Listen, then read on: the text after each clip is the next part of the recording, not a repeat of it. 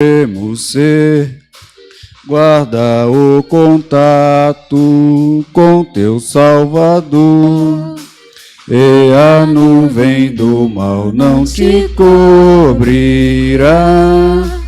Pela senda alegre tu caminharás, indo em contato com teu Salvador. Deixa que o Espírito implante em teu ser o amor de Cristo, divinal prazer. Queres neste mundo todo o mal vencer, guarda o contato e terás poder. Guarda o contato com teu Salvador, e a nuvem do mal não te cobrirás. Pela senda alegre tu caminharás, indo em contato com teu Salvador.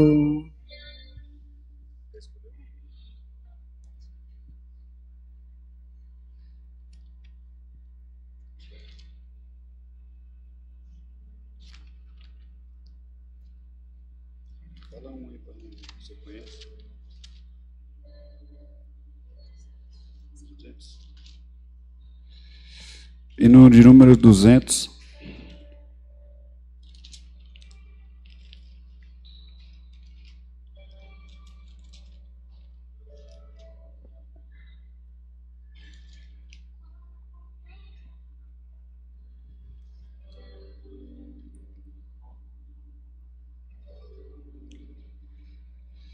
Quão bondoso amigo é Cristo, carregou com a nossa dor e nos manda que levemos os cuidados ao Senhor. Falta o coração dorido, gozo, paz, consolação. Isso é porque não levamos tudo a Deus em oração. Tu estás fraco e carregado de cuidados e temor. Ah, Jesus, refúgio eterno, vai com fé teu mal expor. Teus amigos te desprezam, conta-lhes em oração, e com seu amor tão terno, paz terás no coração. Cristo é verdadeiro amigo, disto prova nos mostrou,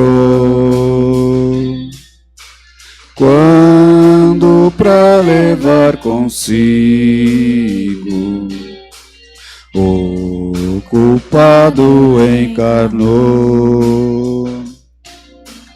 Derramou seu sangue puro, nossa mancha pra lavar. Gozo em vida e no futuro, nele podemos alcançar.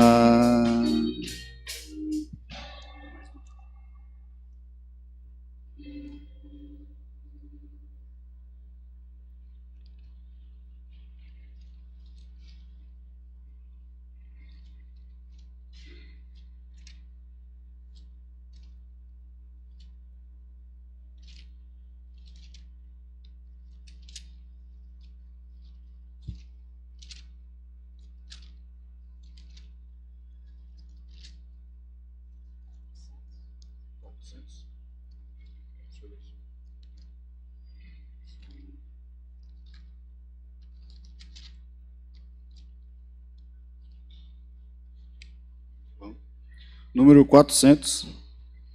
Puxa aí. Puxa aí.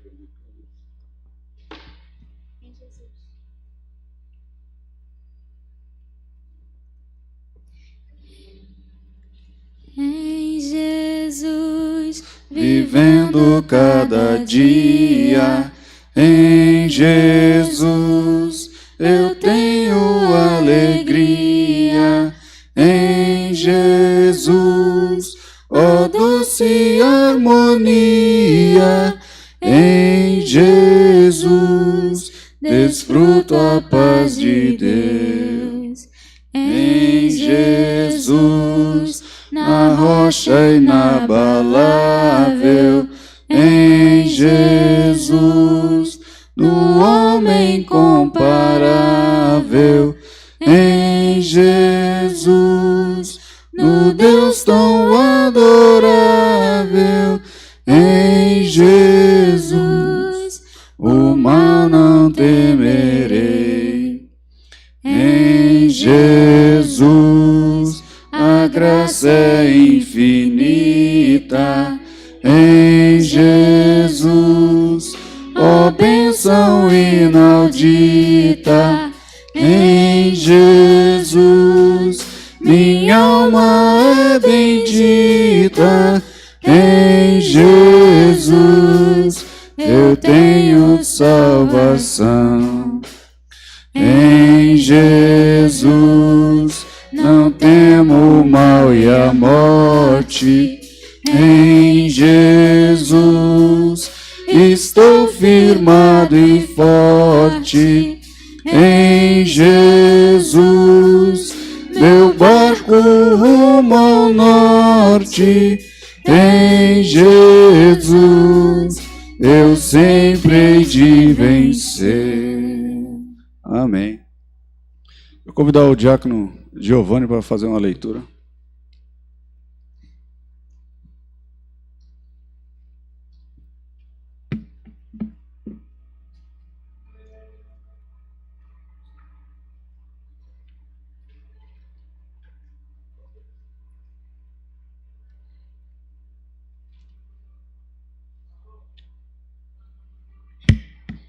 Só os irmãos com a paz do Senhor.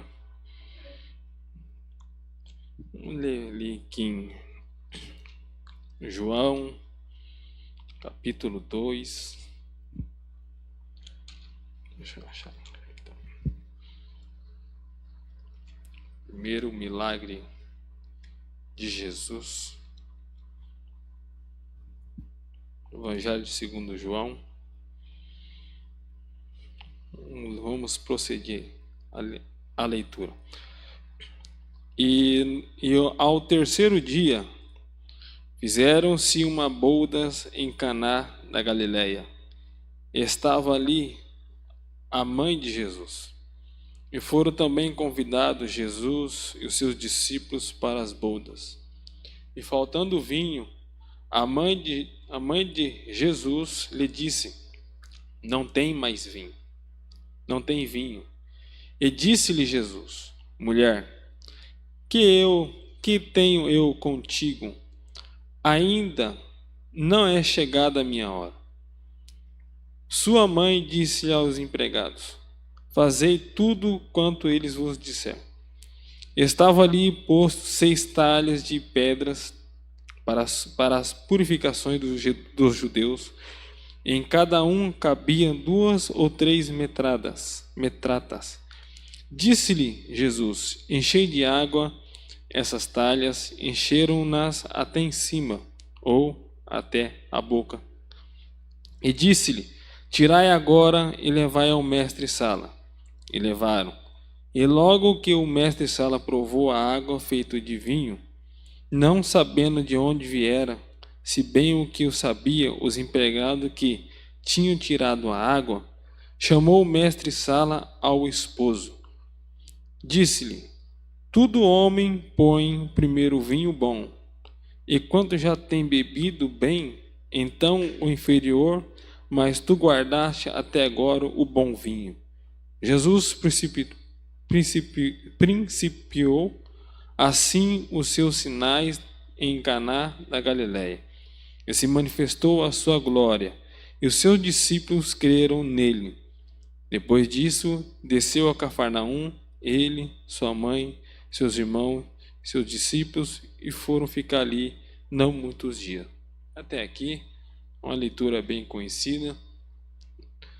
Eu peço, rogo oração para minha família, quem mais? Todos nós estamos aqui, também vamos estar orando. O pastor hoje não está no culto, porque foi fazer uma visita à família agora, logo a pouco, e saiu daqui antes das 8 horas, porque desapareceu uma filha do Armando aqui da igreja. Então ele foi lá dar um apoio para a família, deu uma palavra para a família, para ver, vamos estar orando para ver se a menina retorna aos familiares, e vamos orar pela nossa igreja também. Amém? Vamos estar orando. Senhor, meu Deus e Pai, estamos aqui reunidos na Tua casa, Pai. Estamos em poucos números, Pai, mas somos filhos do Senhor, Pai. Sabemos que a chuva deu uma atrapalhada, mas o Senhor sabe de todas as coisas.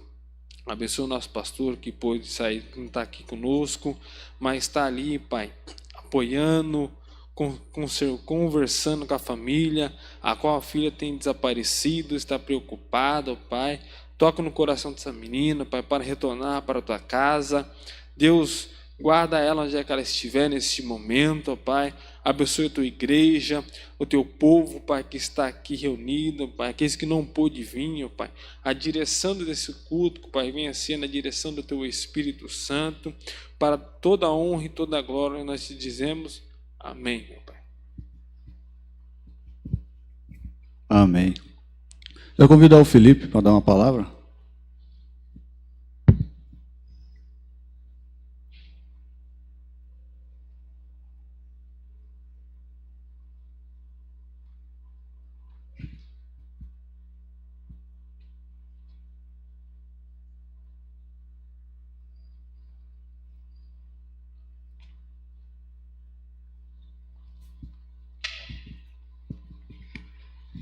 Cumprimento a igreja com a paz do Senhor. Amém.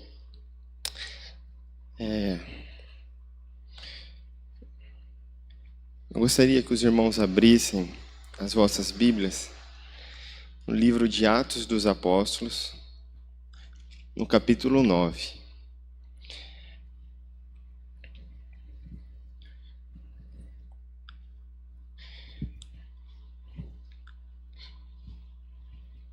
A palavra que eu vou dizer aqui hoje um pouco será acerca do talvez maior apóstolo que o cristianismo já teve, que é o apóstolo Paulo, né? E a gente conhece muito pouco da história dele. Por isso que eu vou tentar transmitir um pouco para os irmãos, para a gente aprender com o exemplo que ele tem, com o exemplo que ele nos deu, de como ser um cristão. Mas antes a gente tem que ver como que foi o Paulo antes da conversão, né? Por isso que a epígrafe do capítulo 9 diz a conversão de Saulo. E diz assim a palavra de Deus. É um texto um pouco longo, se os irmãos quiserem sentar, aí eu vou lendo. Diz assim: enquanto isso, Saulo, motivado pela ânsia de matar os discípulos do Senhor, procurou o sumo sacerdote. Ele pediu cartas para as sinagogas em Damasco, solicitando que cooperasse com a prisão de todos os perseguidores do caminho, homens e mulheres que ali encontrasse para levá-los como prisioneiros a Jerusalém. Quando se aproximava de Damasco, de repente, uma luz do céu brilhou ao seu redor, ele caiu no chão e ouviu uma voz lhe dizer: Saulo, Saulo, por que você me persegue? Quem és tu, Senhor? Perguntou Saulo. E a voz respondeu: Sou Jesus, a quem você persegue. Agora levanta-se e entra naquela cidade, aonde lhe dirão o que fazer. Os homens que estavam com Saulo ficaram calados de espanto, pois ouviam uma voz, mas não viam ninguém. Saulo levantou-se do chão, mas ao abrir os olhos, estava cego. Então o conduziram pela mão até Damasco, e lá ele permaneceu, cego, por 3 dias, e não comeu e nem bebeu coisa alguma. Havia em Damasco um discípulo chamado Ananias. O Senhor chamou numa visão: Ananias. Sim, Senhor, respondeu ele. E o Senhor disse: vá à rua direita, à casa de Judas, e ao chegar lá, pergunte por um homem de Tarso chamado Saulo. Ele está orando neste momento. Mostrei-lhe uma visão, um homem chamado Ananias, chegando e impondo as mãos sobre ele, para que voltasse a enxergar. Ananias, porém, respondeu: Senhor, ouvi muita gente falar das coisas horríveis que esse homem vem fazendo ao teu povo santo em Jerusalém. E ele tem autorização dos principais sacerdotes para prender todos os que invocam o seu nome. O Senhor, no entanto, disse: vá, pois, Saulo é um instrumento que eu escolhi para levar minha mensagem aos gentios e aos reis, bem como ao povo de Israel. Eu mostrarei a ele quanto deve sofrer por meu nome. Ananias foi e encontrou Saulo. Ao impor as mãos sobre ele, disse: Irmão Saulo, o Senhor Jesus, que lhe apareceu no caminho para cá, me enviou para que você volte a enxergar e fique cheio do Espírito Santo. No mesmo instante, algo semelhante às escamas caiu dos olhos de Saulo e a sua visão foi restaurada. Então ele se levantou e foi batizado, e depois de comer recuperou as forças. Saulo permaneceu alguns dias em Damasco com os discípulos. Logo, começou a falar de Jesus nas sinagogas, dizendo: Ele é o Filho de Deus. Todos os que ouviam ficavam admirados. Não é esse o homem que causou tanta destruição entre os que invocam o nome de Jesus em Jerusalém? E perguntavam: E não veio aqui para levá-los como prisioneiros aos principais sacerdotes? A pregação de Saulo tornou-se cada vez mais poderosa, pois ele deixava os judeus de Damasco perplexos, provando que Jesus é o Cristo. Depois de certo tempo, alguns judeus conspiraram para matá-lo. Dia e noite vigiavam a porta da cidade com a intenção de assassiná-lo, mas ele foi informado deste plano. Então, durante a noite, alguns de seus discípulos o baixaram pela muralha da cidade num grande cesto. E quando Saulo chegou a Jerusalém, tentou se encontrar com os discípulos, mas todos estavam com medo dele, pois não acreditavam que ele tivesse de fato se tornado discípulo. Então Barnabé o levou aos apóstolos e lhes contou como Saulo tinha visto o Senhor no caminho para Damasco, e como ele lhe havia falado. Contou também que em Damasco Saulo havia pregado corajosamente em nome de Jesus. E Saulo permaneceu com os apóstolos e andava com eles por Jerusalém, pregando corajosamente em nome do Senhor. Também conversava e discutia com alguns judeus da fala grega, mas estes procuravam matá-lo. E quando os irmãos souberam disso, levaram Saulo a Cesareia e de lá o enviaram a Saulo. A igreja tinha paz em toda a Judeia, Galiléia e Samaria, e ia se fortalecendo à medida que andava no temor do Senhor. E encorajada pelo Espírito Santo, crescia em número. Amém. Até aqui.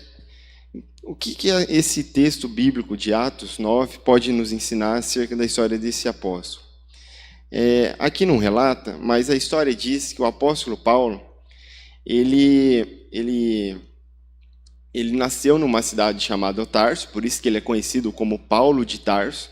Naquela época as pessoas tinham esse sobrenome, entre aspas, que designava onde que elas tinham nascido. Por isso que Jesus de Nazaré. E ele era o Paulo de Tarso, ele tinha nascido em Tarso. E por ter nascido em Tarso, que era uma cidade que ficava sobre o Império Romano, ele nasceu com uma cidadania romana, que naquela época significava muito para eles. Significava muito porque era um império que reinava no mundo todo. Era o maior império daquela época. Então, se você se dizer romano, era algo muito importante para eles. Significa que você fazia parte daquele império que existia naquela época. Mas além de ser um cidadão romano, ele era um judeu tradicional. Ele era filho de judeus. E além de ser judeu, ele foi um judeu que foi separado desde criança para aprender as leis dos judeus, para aprender toda a palavra de Deus que eles tinham naquela época. E a gente pode ver isso, por exemplo, o que diz lá em Atos capítulo 22, que ele vai descrever como que era a vida dele. Ele disse assim, ó, no capítulo 22, no verso 3. Então Paulo diz: eu sou judeu, nascido em Tarso, cidade da Sicília, fui criado aqui em Jerusalém e educado por Gamaliel. Como aluno dele, fui instruído rigorosamente em nossas leis e nos costumes judaicos. Tornei-me muito zeloso de honrar a Deus em tudo que fazia, como vocês são hoje. Lá em Filipenses, ele também relata assim, ó, Filipenses 3, a partir do versículo 5. Ele diz que foi circuncidado com 8 dias de vida, sou israelita de nascimento, da tribo de Benjamim, um verdadeiro hebreu. Eu era membro dos fariseus, extremamente obediente à lei judaica. Era tão zeloso que ele diz que perseguia a igreja. Então, até aqui a gente temos Paulo como um cidadão romano e como um hebreu devoto da lei hebraica da época, que era a Torá, os mandamentos, os costumes deles e por aí vai. Então, Paulo sempre ele se destacou por ser um grande estudioso da palavra dos judeus da época deles. Tanto que ele é conhecido por ter sido um aluno de um rabino conhecido como Gamaliel, que era um grande ensinador daquela época. Então, Paulo se destacava por isso, por dominar a palavra dele. Ele era uma pessoa que conhecia aquilo que ele cria. Acontece que ele acreditava, ele era tão crente naquela lei dos judeus, que ele mesmo confessa que ele perseguiam aqueles que iam contra as leis deles. E um desses eram os cristãos da época de Jesus. Os cristãos naquela época eram muito mal vistos pelos judeus, porque para eles, primeiro, para eles Jesus ele era na verdade um blasfemador, ele não era um profeta, ele não era o filho de Deus, porque eles acreditavam que somente Deus tinha poder para fazer aquelas coisas. Por exemplo, quando lá em Êxodo, Moisés tem encontro com Deus naquela sarça ardente, Moisés ele conheceu Deus quando Deus disse que ele era o grande eu sou. E os judeus sempre guardaram isso na cultura deles, que Deus ele era conhecido por fazer todas as coisas, tudo vinha dele, ele era o grande eu sou. Só que Jesus veio no meio da cultura deles falando assim, que na verdade, ó, eu sou a vida, eu sou a verdade. Então para eles, ele estava querendo se pôr no lugar de Deus. Só que os judeus não sabiam que Jesus era Deus. E como eles desconheciam isso, eles achavam que Jesus na verdade estava blasfemando, por não conhecerem a Jesus. E por isso, ele como um grande defensor da lei hebraica, ele foi um grande perseguidor dos cristãos. Ele mesmo disse, ó, antes que eu li em Filipenses 3, ele disse que era tão zeloso que perseguia a igreja. E quanto à justiça, cumpria a lei com todo vigor. E ele pensava que essas coisas eram valiosas. Ele achava que o que valia era cumprir a lei. Que quanto mais radical, quanto mais crente você fosse naquilo, melhor seria, mais você estaria agradando a Deus. Acontece que, outro exemplo, por exemplo, da perseguição de Paulo, a gente vai ter lá no capítulo 6 de Atos, que é quando a gente tem a história de Estevão. Não, capítulo 7. Que quando ele foi apedrejado, no final do capítulo diz que, deixa eu ver se eu encontro aqui, aqui ó, no versículo 58, que diz que arrastaram-no para fora da cidade, começaram a apedrejá-lo, e seus acusadores tiraram os mantos e os deixaram aos pés de um jovem chamado Saulo. Saulo que determinou que Estevão fosse morto. Então, até aqui nós temos que Paulo ele era um grande conhecedor da lei dos judeus, tão fiel àquela lei que ele perseguia aqueles que não fossem devotos também. Só que acontece que daí a gente chega aqui no capítulo 9, que é onde ele estava indo para uma cidade chamada Damasco, junto com mais 2 acompanhantes, e no meio dessa estrada, no deserto, Deus faz com que uma luz tão forte aconteça que ele chega a cair do cavalo. E daí que sai também aquele ditado, né? Que a gente caiu do cavalo. Quando a gente está confiante em alguma coisa, aquela coisa dá errado. Por quê? Porque Paulo estava tão confiante que estava fazendo a vontade de Deus, que a vontade de Deus era que todos aqueles que não acreditassem na lei fossem perseguidos e mortos. Ele estava tão confiante naquilo que daí Deus fez um encontro com ele e ele caiu do cavalo. E é a partir dali que ele vai perceber que o que ele estava fazendo não tinha valor nenhum, que tudo aquilo que ele estava fazendo não valia em nada. E aqui começa com um relato de Jesus falando assim: Saulo, Saulo, por que você me persegue? Aqui a gente sabe que Saulo não chegou a perseguir Jesus literalmente, mas ele perseguiam aqueles cristãos, e os cristãos eram conhecidos como cristãos porque eles queriam ser como Cristo. Então Jesus, quando ele fala assim, por que você me persegue? Ele está falando assim, quando você persegue os meus discípulos, quando você persegue aqueles que me seguem, na verdade você está perseguindo a mim. Aí ele perguntou, mas quem é que está falando comigo? Quem és tu, Senhor? E aí a voz fala, né, que sou Jesus a quem você persegue, e daí ele dá uma ordem para Saulo. Ali, a partir dali, Deus ele faz esse encontro com Saulo, e Saulo vai se converter ao cristianismo, e daí ele vai perceber o que realmente tinha valor. Lá em Filipenses, novamente, ele diz assim, que ele pensava que essas coisas eram valiosas. Aquelas coisas que ele achava que eram valiosas, era obedecer à lei radicalmente. E, se fosse preciso, matar aqueles que não obedecessem à lei. Ele fala assim, pensava que essas coisas eram valiosas. Mas agora, eu as considero insignificantes por causa de Cristo. Sim, todas as outras coisas são insignificantes comparados ao ganho inestimável de conhecer a Cristo Jesus, meu Senhor. Olha a diferença desse Saulo. Antes tinha um Saulo que perseguia os cristãos. Agora a gente já tem um Saulo, lógico que essa palavra foi escrita bem depois da conversão, mas ele já está dizendo assim que, na verdade, tudo que eu fazia não valia nada. E nada se compara a conhecer Jesus. Ele diz que por causa dele, eu deixei de lado todas as coisas. E a minha versão diz que ele se considera agora menos do que lixo, a fim de poder conhecer a Cristo. Antes, ele obedecia à lei, e a lei te dá a sensação de que você vai alcançar uma perfeição. Que você, se eu obedecer todos os mandamentos, eu sou perfeito. Agora Saulo está falando, aquilo que eu fazia não vale nada. O que vale é que agora eu não me considero nada, eu me considero como um lixo. Na verdade, o que está valendo agora, o que vale alguma coisa, na verdade é conhecer a Jesus. E tudo aquilo que tem a ver comigo não vale nada, não vale como um lixo. Serve apenas para ser largado. E daí ele diz assim, que não conta mais com a própria justiça dele, que vem da obediência da lei, mas sim da justiça que vem da fé em Cristo. E aqui a gente pode tirar o primeiro ensinamento que Paulo ele vai ensinar a gente em todas as suas cartas. Não sei se os irmãos sabem, mas a grande maioria dos livros do Novo Testamento foi escrito por Paulo. Paulo escreveu de Romanos até Filemão.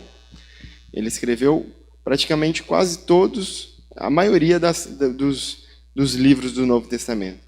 E o primeiro ensinamento que ele sempre deixou claro nos seus textos são que a salvação é concedida somente àqueles que creem em Jesus como Salvador. Por isso que ali no que eu li, ele disse que é a fé que importa. Ele vem dizer que não é mais a justiça dele, que ele não conta mais com a justiça dele, mas sim com a justiça que vem pela fé em Cristo. Em Romanos também ele vai dizer acerca da importância da fé, que é a fé que salva, e por aí vai. Então o primeiro ensinamento que ele vem nos ensinar é que o que vale agora não é mais as obras, não é o tanto que você obedece, mas sim o que você crê em Jesus. E daí ele vai destacar isso muito bem lá em Gálatas, capítulo 2. Deixa eu abrir aqui.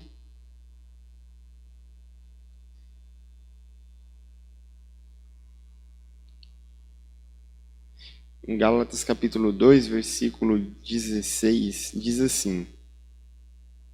E, no entanto, sabemos que uma pessoa é declarada justa diante de Deus pela fé em Jesus Cristo e não em obediência à lei. Olha a diferença. Antes tinha um Paulo que achava que o que valia era a obediência à lei. E agora ele vê que obediência à lei é apenas ilusão e não vale nada. Porque obedecer à lei engrandece o homem, faz o homem achar que é perfeito. A gente julga os outros quando a gente começa já, eu faço tudo certinho, fulano não faz. Aí a gente está querendo obedecer a lei. Enquanto o que vale, ele diz aqui, é a fé em Jesus Cristo. Uma pessoa é declarada justa diante de Deus pela fé em Jesus Cristo. Não que obedecer às leis não devem ser obedecidas, devem ser obedecidas. Só que não é mais a prioridade. A prioridade para ele agora é crer em Jesus Cristo. A fé agora, as obras, é apenas uma consequência da fé. Ele não cumpre a fé para ser salvo. Ele cumpre a fé porque ele foi salvo. Ele cumpre porque ele crê em Jesus Cristo. Ele não cumpria antes para ir para o céu. Ele cumpre porque ele já é um cidadão do céu. E daí aqui vem o segundo ensinamento. Ele cumpre o mandamento porque ele crê que ele já é um cidadão do céu, porque ele já é um pequeno Cristo, porque ele já é um cristão.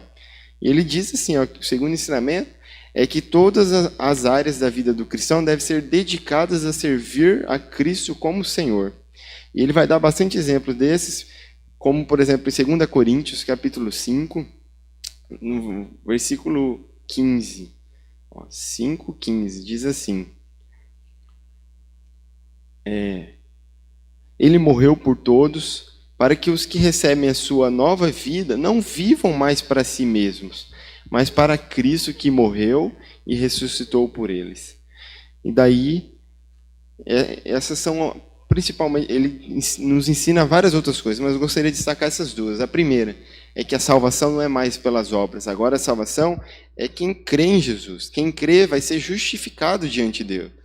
E depois o ensinamento por eu ter sido justificado diante de Deus, agora eu dedico toda a minha vida, todas as áreas da minha vida em servir a Jesus. Eu não dedico mais nada para mim, eu não vivo mais para mim, eu vivo agora para Cristo. É isso que ele está dizendo. E por causa disso, por causa dessa sua fidelidade a Cristo, nós sabemos como que terminou a história de Paulo, né? Paulo, ele sofreu diversas perseguições. O livro de Atos relata diversas. Ele foi perseguido, tacaram pedra nele, cobra picou ele sofreu várias coisas. Até que ele chegou no final da vida dele, e aí tem aquele texto conhecido, né? Em Filipenses também, que ele diz assim que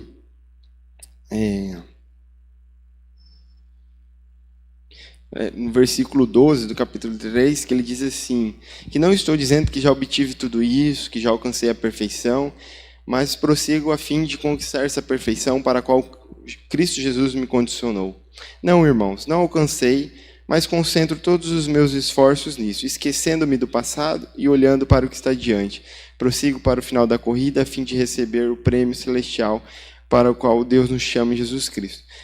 E tem aquele texto conhecido em Timóteo, que ele diz que acabou a carreira, e ao fim dele ter guardado a carreira dele, que ele preservou a fé dele. E aqui era essa palavra que eu tinha para os irmãos começar a refletir também, às vezes os irmãos já refletiram nisso, no exemplo que Paulo é para a nossa vida. Antes, nós estávamos no mundo na mesma condição semelhante à de Paulo. Achávamos que estávamos com razão, fazendo certo, até que um dia nós tivemos encontro com Deus e vimos que tudo que a gente fazia não tinha valor nenhum, tudo aquilo não valia nada, era como um lixo, que nem ele fala. Mas depois que a gente teve esse encontro com Jesus, a gente realmente encontramos o objetivo da nossa vida. Que o objetivo da nossa vida é crer em Jesus Cristo, para a gente sermos justificados, e depois de crer nele, ser justificado, servir, usar a nossa vida para servir a ele. E aqui talvez seja o ponto mais importante para nós cristãos, porque nós já passamos pelo primeiro ponto. Nós já cremos, já aceitamos Jesus, já fomos justificados, já fomos batizados. Agora falta a gente servir com o nosso corpo em todas as nossas áreas para Jesus. Aí aqui o exemplo de Paulo é que ele serviu ao ponto de ser morto. Ele foi entregue para... A história diz que foi entregue num grande estádio que tinha, que eles chamam de Coliseu, e que ele foi jogado lá para os leões comerem ele.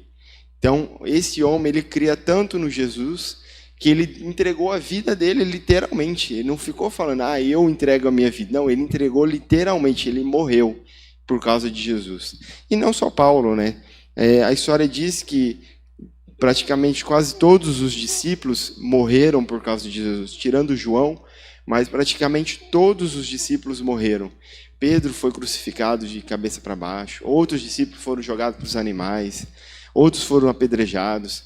Lá em Hebreus diz, e compensa ler esse versículo, em Hebreus 11, que diz assim: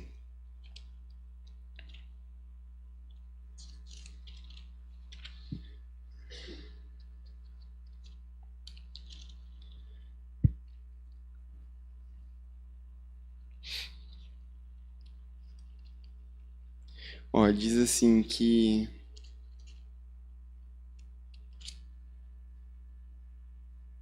lá no versículo 35, parte B, diz assim, que outros, porém, foram torturados, recusando a ser libertos e depositaram sua esperança na ressurreição para uma vida melhor. Alguns foram alvo de zombaria, de açoites, e outros acorrentados em prisões. Alguns morreram apedrejados, outros foram cerrados no meio, e outros ainda mortos à espada. Alguns andavam vestidos com peles de ovelha e cabras, necessitados, afligidos e maltratados. Este mundo não era digno deles. Eles vagaram por desertos e montes, escondendo-se em cavernas e buracos na terra.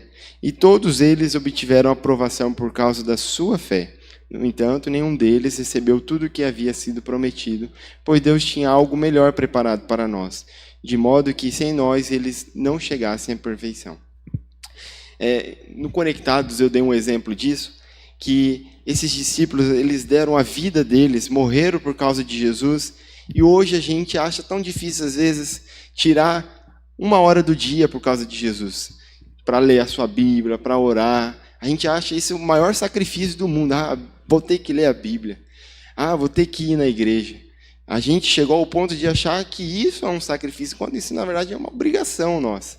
Não é nem um sacrifício. Sacrifício nosso, na verdade, seria a gente ir lá para fora, dar a nossa vida para pregar acerca desse Jesus. E que nessa noite, a gente está em pouco número, mas que a gente possa aprender com o exemplo de Paulo. Que seja necessário a gente entregar a nossa vida literalmente, a gente vai entregar a nossa vida literalmente. A gente não está aqui de brincadeira, não. Se os outros não vão fazer, é problema dos outros, né? Mas eu vou fazer a vontade de Deus. Amém? Era isso a palavra que eu tinha para os irmãos. Amém. Glória a Deus. Deus abençoe a vida do Felipe. Logo, logo vai ser o nosso pregador. Hein? Vamos passar para...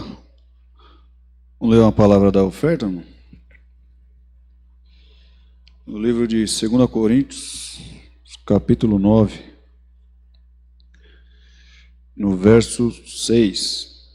E digo isto, que o que semeia pouco, pouco também ceifará. E o que semeia em abundância também ceifará. Cada um contribua segundo propôs no seu coração, não com tristeza ou por necessidade, porque Deus quem ama ao que dá com alegria. Amém, irmãos? Aqui Paulo está nos ensinando a contribuir com alegria, contribuir com amor na obra, não buscando a resposta de Deus ou nada. Que Deus possa continuar abençoando a vida dos irmãos, o emprego, dando graça e sabedoria para administrar a casa de cada um. Vamos estar orando, irmão? Senhor, nosso Deus e Pai, te damos graça, Senhor, por estarmos aqui na Tua casa, Senhor. Nessa hora, Senhor, os seus filhos vão estar contribuindo, Senhor, na Tua casa, Senhor. Abençoa a vida de cada um, Senhor. Abençoa o emprego, ó Pai. Abre porta para aqueles que estão desempregados, Senhor. Em nome de Jesus, Pai, te pedimos, Senhor. Se conosco, Senhor, em cada momento, ó Pai. Em nome de Jesus. Laura, vem cantar um louvor aqui. Logo após o irmão Ronaldo estará trazendo a ministração.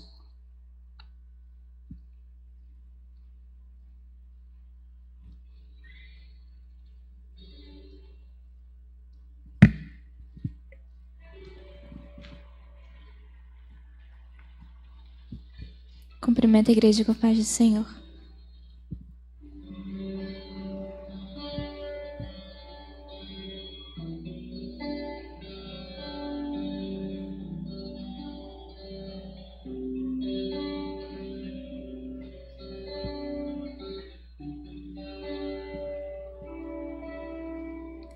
Teus olhos revelam que eu nada posso esconder, que não sou nada sem ti, ó fiel Senhor.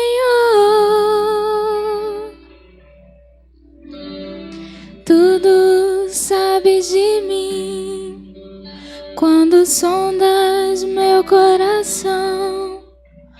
Tudo podes ver bem dentro de mim. Leva minha vida a uma só verdade, e quando me sondas, nada posso ocultar. Sei que a tua fidelidade leva minha vida mais além do que eu possa imaginar. Sei e não posso negar que os teus olhos sobre mim me enchem da tua paz.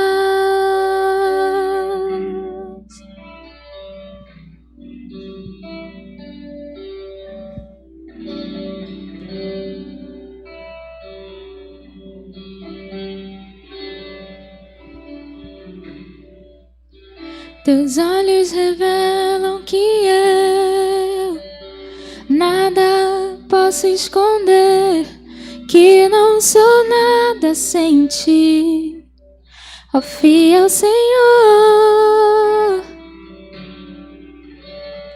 Tudo sabes de mim, quando sondas meu coração.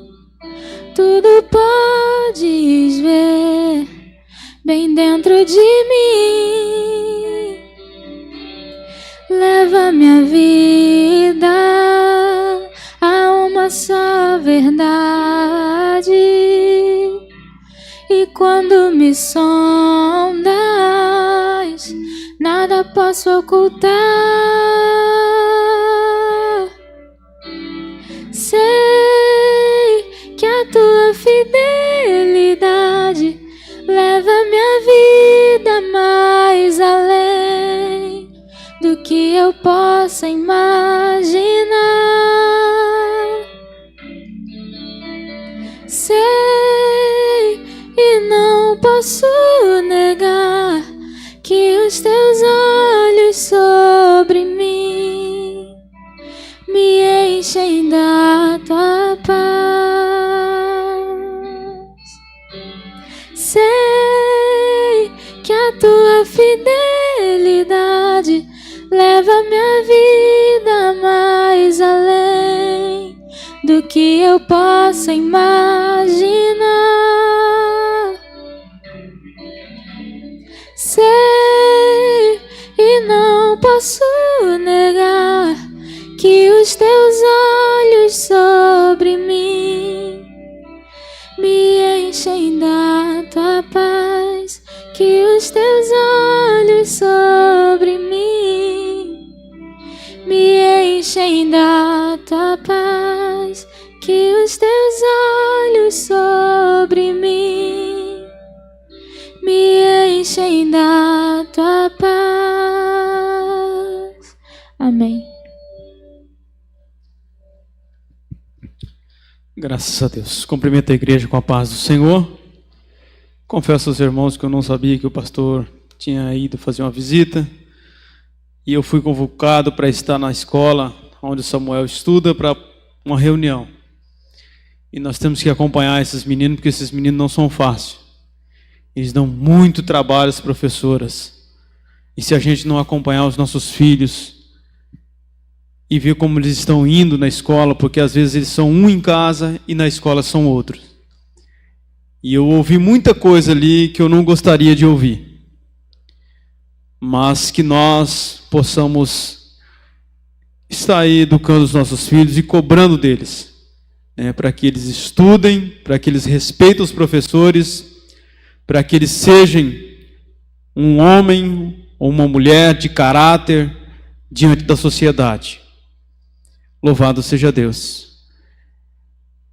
E nós estamos aqui nessa noite, e aí você olha para essas cadeiras vazias, aí vem uma pergunta: o que é que está acontecendo? Eu te digo que é a vontade de Deus. Mas como assim a vontade de Deus? É a vontade de Deus, porque nada acontece sem a permissão de Deus. Só que eu creio para a Vila Morangueira um tempo novo, ou um novo tempo. E eu sei que muito em breve o Senhor vai abençoar, que muitas almas vão entrar por estas portas para ouvir a palavra de Deus. Mas como nós estamos aqui, a Bíblia diz que onde estiver 2 ou 3 reunidos, eu estou no vosso meio, então o Senhor está aqui. E eu só quero ler um texto da Bíblia, muito rápido, não quero ser cansativo, nem exaustivo aos irmãos, para que nós possamos orar e sair daqui abençoado. Sentado mesmo como você está, abre a sua Bíblia em Mateus capítulo 6, versículo 19. Eu estarei lendo aqui uma palavra, e você ouve esta palavra e guarda ela no teu coração, porque não foi eu que escrevi, esta palavra foi o servo do Senhor, Mateus, que escreveu, dirigido pelo Espírito Santo, para que nós possamos ler nesta noite e meditar nesta palavra. Que diz assim o capítulo 6, o verso 19: Não ajunteis tesouro na terra, onde a traça e a ferrugem o consome, e os ladrões cobiçam e roubam. Mas ajuntais um tesouro no céu, onde nem a traça e nem a ferrugem o consomem, e onde os ladrões não cobiçam e nem roubam. Porque onde estiver o vosso tesouro, aí está também o vosso coração. Aí ele continua no versículo 22. A candeia do corpo é o olho. Assim que se teu olho for bom, todo o teu corpo terá luz. Mas se o teu olho for mau, todo o teu corpo será tenebroso. Assim que, se a luz que em ti há é escuridão, quão grande será tal escuridão. Aí ele diz: ninguém pode servir a 2 senhores, porque ou aborrecerá um e amará o outro, ou se dedicará a um e desprezará o outro. Não podeis servir a Deus e nem a Mamon. Aí ele continua no versículo 25: por isso vos digo, aí entra a palavra do Senhor que eu gosto muito: não vos preocupeis quanto à vossa vida, o que haveis de comer ou o que haveis de beber, nem quanto ao vosso corpo pelo que haveis de vestir. Não é a vida mais que o alimento e o corpo mais que a vestimenta? Olhai para as aves do céu, que não semeiam, não cegam, nem recolhem em celeiro, e o vosso Pai Celestial as alimenta. Não sois vós de muito mais valor do que elas? E quem de vós, por mais ansioso que seja, poderá acrescentar à sua estatura um côvado? E quanto ao vestuário, porque ainda andais ansiosos? Olhai para os lírios do campo, como eles crescem, não trabalham e nem fiam. Mas vos digo que nem mesmo Salomão, em toda a sua glória, se vestiu como um deles. E se Deus assim veste a erva do campo, que hoje existe e amanhã é arremessada ao fogo, não fará muito mais a vós, homens de pequena fé? Irmãos, nós estamos vivendo num tempo de muita ansiedade, de muita preocupação, né? A nossa vida, ela vai passando assim, que a gente não vai percebendo, né? Nosso dia, às vezes passa que, nossa, hoje a hora passou rápido. Não, a hora continua passando normalmente, né? Uma hora continua sendo uma hora. Mas a nossa preocupação e os nossos afazeres são tantos que nós não percebemos o relógio ir embora, e nem tampouco o ano. A nossa preocupação é muito grande. e nós deixamos de viver o momento presente da nossa vida. Às vezes nós queremos que o relógio, se ele pudesse se adiantar para que o trabalho ele fosse, né, diminuído, para que nós possamos terminar a nossa tarefa mais rápido, nós faríamos isso. Às vezes nós trabalhamos, aí a hora não passou. Ansiedade, ansioso. E quando a gente tem um problema para resolver no dia seguinte, ou que seja naquele mês ou naquele ano, nós ficamos preocupados pelo dia de amanhã. O que vai acontecer, Giovanni, amanhã? Não sabe? Nem eu. O que vai acontecer daqui a pouco? Não sei. Aí nós ficamos preocupados com a sexta-feira, que é amanhã.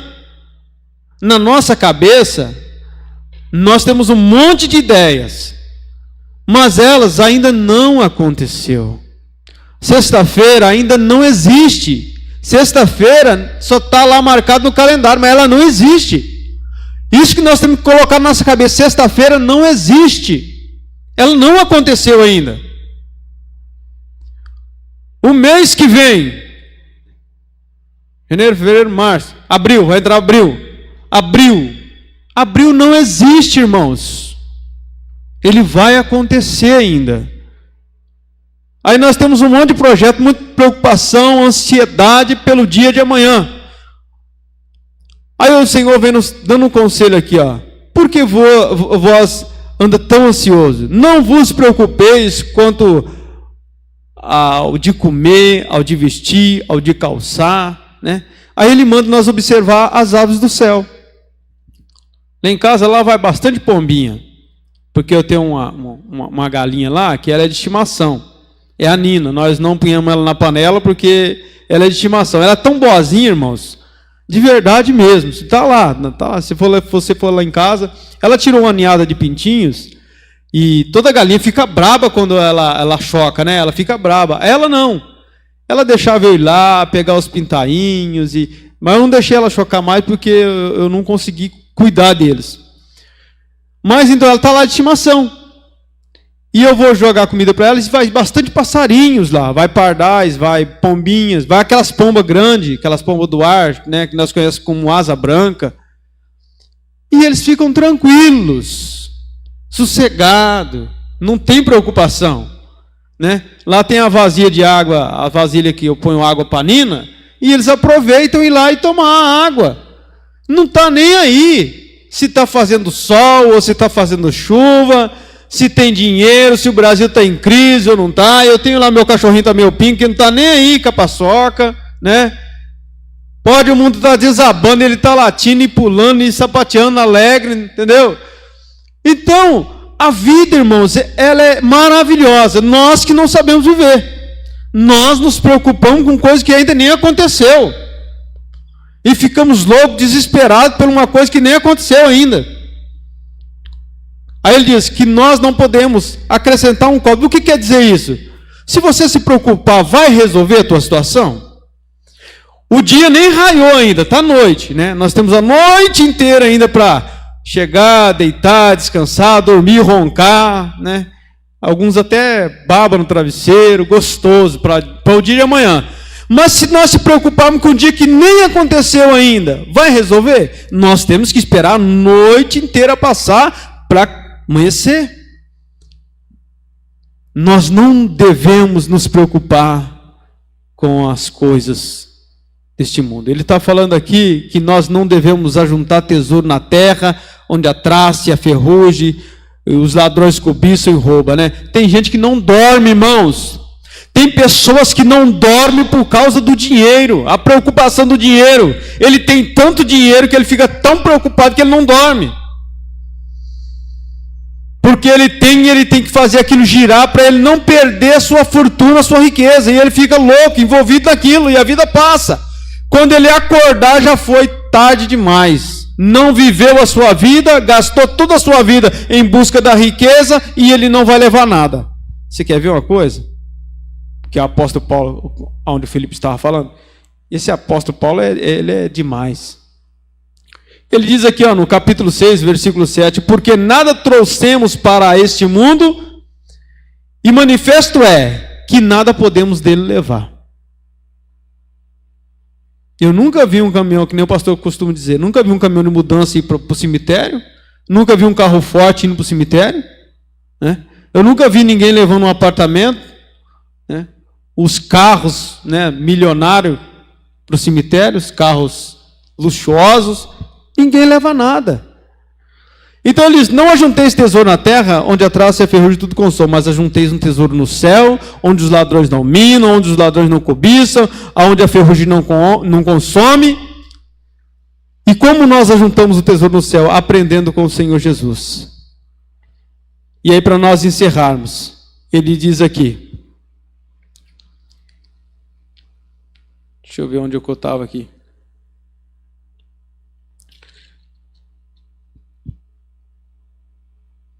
E se Deus assim veste a erva do campo, que hoje existe, e amanhã é arremessada no fogo, né? Porque ele estava falando do lírio, né? Que o lírio é bonito demais. Aí ele fala que nem Salomão, com toda a sua glória, com toda a sua riqueza que ele teve, se vestiu como eles, né? Mas o lírio é tão bonito que depois ele seca, murcha, e ele não presta para mais nada a não ser queimado. Aí ele diz, não fará muito mais a vós, homem de pequena fé? Ele não está dizendo que nós precisamos ficar em casa, né? Quem gosta de rede na rede, né? Que nem os baianos lá, gostoso na rede, na sombra, né?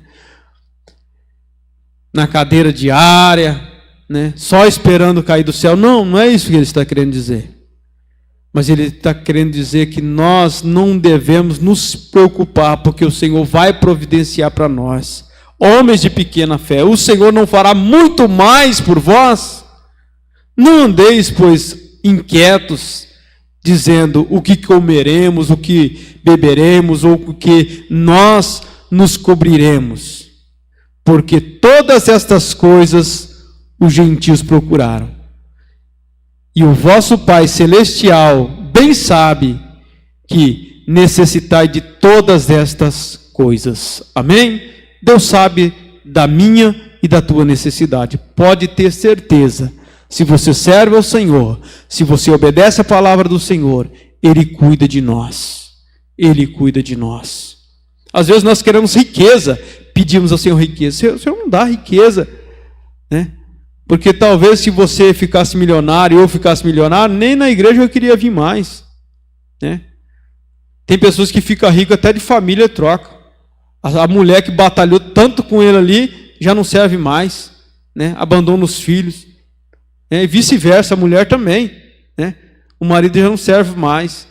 Então não é isso que Jesus quer. Jesus quer que nós vivemos, nos contentamos com o que temos.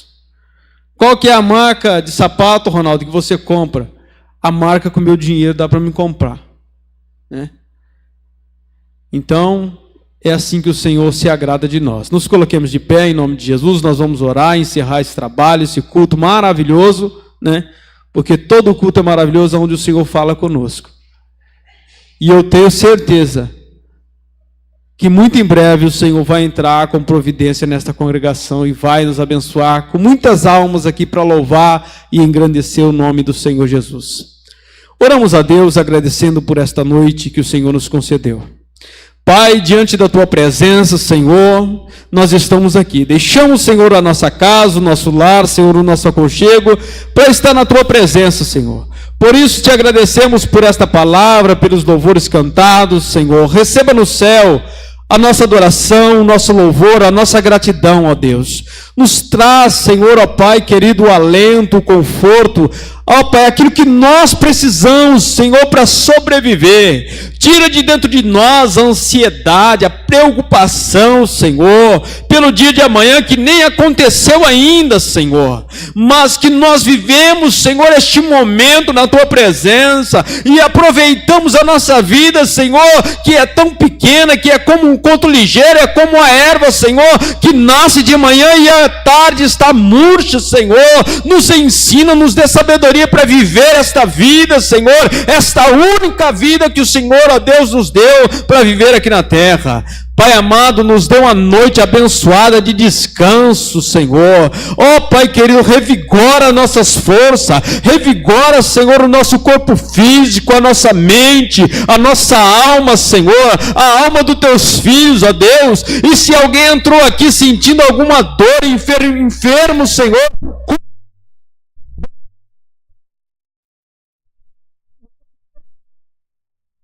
sem saber o que fazer, ó Deus, entra nesta causa e dá a vitória ao Teu povo, ao Teu servo. Senhor, eu não sei onde o pastor foi, Pai, mas se ele foi fazer uma visita, vai com ele, Senhor, em nome de Jesus, ó Deus. Faça com que, ó Deus, ele foi resolver, seja resolvido em nome de Jesus.